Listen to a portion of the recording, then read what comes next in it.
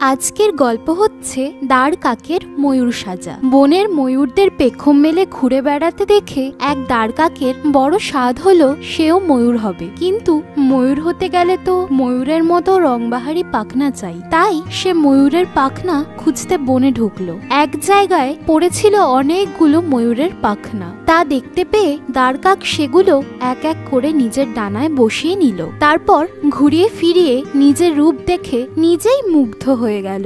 অবিকল ময়ূরের মতো দেখতে হয়েছে তাকে। সে দাঁড় কাক হওয়ায় তার আকারটা ময়ূরের তুলনায় অনেকটাই ছোট লাগছে। ময়ূরের সাজ পরে দাঁড় কাক এবারে তার জাত ভাইদের আস্তানায় গেল। সেখানে সে সকলকে ডেকে বলতে লাগলো, ছ্যা ছ্যা, কি কুৎসিত তোরা, কি বিচ্ছিরি দেখতে তোদের। তোদের সঙ্গে থাকা আমার মানায় না। আমি ময়ূরদের সঙ্গেই এখন থেকে থাকবো। এমনি করে জাত ভাইদের নিন্দামন্দ করে দাঁড় কাক উড়ে গিয়ে ময়ূরদের দলে ফিরল। নিজেকে ময়ূর ভেবে সে তাদের সঙ্গে বুক ফুলিয়ে হাঁটতে লাগলো।